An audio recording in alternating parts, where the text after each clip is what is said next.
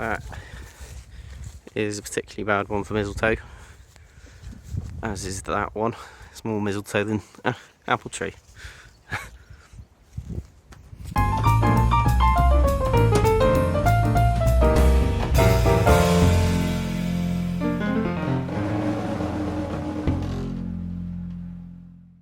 Welcome back to Jim's Farming.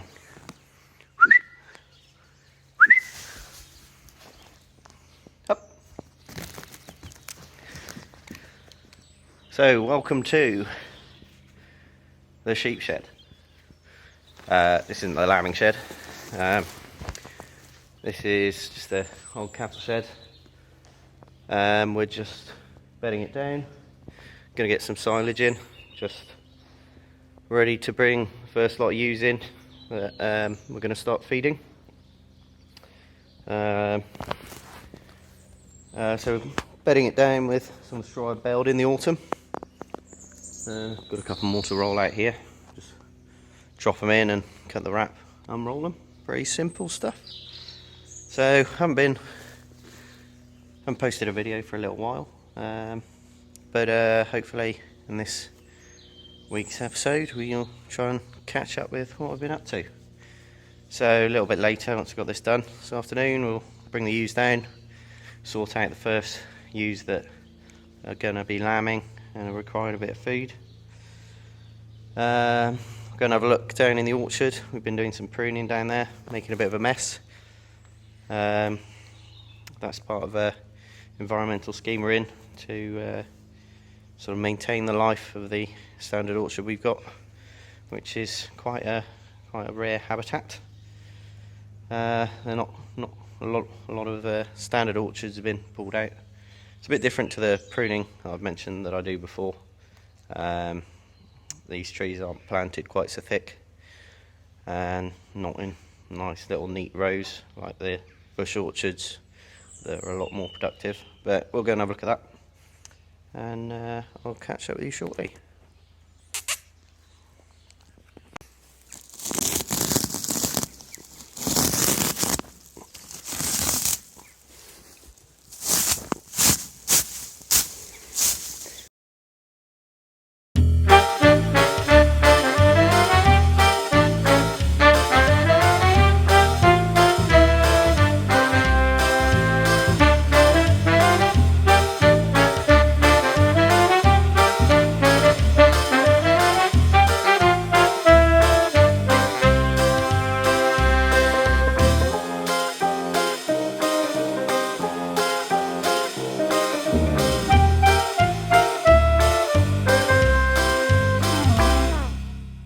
Speak.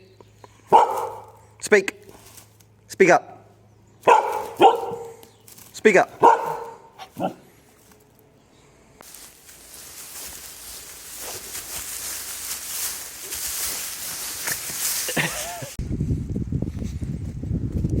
Oh, nice. Away. So just out on our ryegrass cover crop. Just going to bring the ewes in now, just to sort them out. Stick a few in the shed. You can see they've bitten it off pretty well now. You can kind of make out the drill rows when it was planted.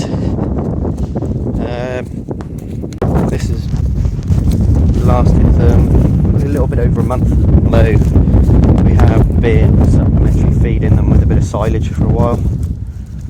It was very wet when we put them out initially, but yeah, it's really dried up.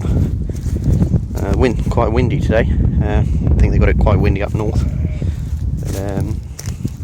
But, we had a bit of a battering up there, but we've avoided that. But wind and lack of rain is really drying it out. So yeah, just think with Taz. Take him down, and then we'll stick a few back out here that aren't quite ready to feed. So yeah, saw me earlier getting the shed ready.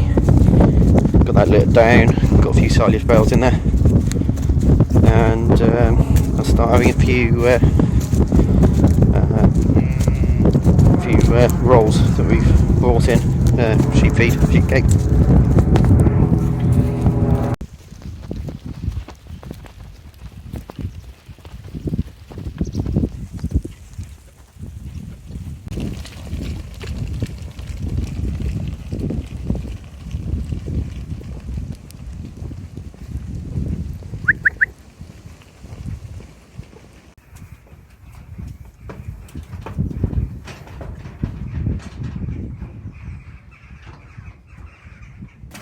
out, stop, out,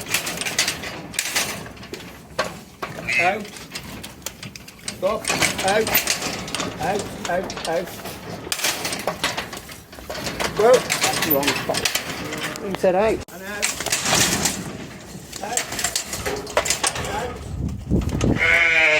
out, out, in.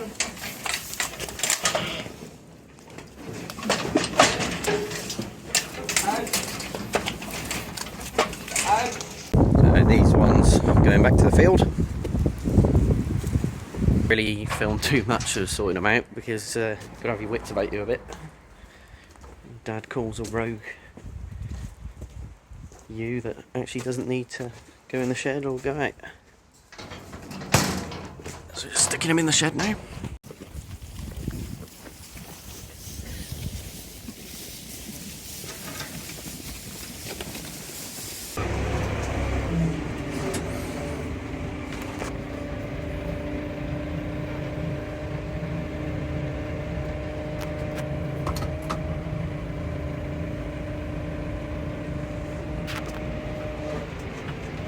So just been and taken the ewes that are still out a full IBC of water. They're just run empty, and as we haven't got a water tank, we've got to make sure they've got water in front of them. And yeah, I've just been moving a bit of wheat around this afternoon, nothing very exciting since we sorted out the ewes. So basically we've sorted out, brought into the shed the first ewes that went to the tup that are singles or triplets, or there's a couple there that are a bit old as well, but probably want a bit of extra feed. And we've left of the first group that went to the ram, we've left the singles out. Generally got to be a bit careful feeding singles, especially with the purebred taxels that we have. The lambs can get too big in the ewe, so you can have problems, difficult births and things like that, so they don't get too much food until they're pretty much about to pop. And then conversely with twins, you need to make sure they get plenty of food, so you don't have problems like twin lamb, which is when the lambs sort of take all the energy from the ewe. So they should be nice and happy. We'll go and have a look at them next, and then we'll have a quick nosy down the orchard, which is straight ahead of me.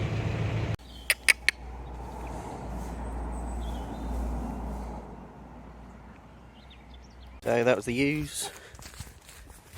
Now I'm down in the orchard. It's absolute carnage. Although hopefully you can see trees here look a bit better. So I've just been getting the main mass out of them. Most of the mass is this bloody stuff here. Mistletoe. Quite a lot in here. That makes up the majority of what we've been cutting out. Did take a fair old branch off this tree, just to kind of balance it out. But yeah, it's, what we've been doing has been making more work. It's quite difficult because you cut a branch out in the top of the tree and then you've got to hoik it out, which branches tend to get tangled up and just get stuck up there. There's a few to take out up there still that we didn't manage to pull out, so just been doing it out of a man cage with a pole saw, and even then I can't reach the top of the trees. But yeah, so yeah, there's an awful lot of mistletoe in this orchard, and the trouble is the wind gets hold of it and that's what blows the trees over. But yeah, we've made a good hole in it the last couple of weeks, and yeah, we'll get through a bit more in the weeks to come. But interesting, I read somewhere, sort of in medieval times, mistletoe was used as winter stock feed. And it's quite interesting. The gate to the orchard was open when we had the ewes on the yard earlier. First thing they did was come straight down to the mistletoe. So soon shifted them, but yeah, so that's quite interesting.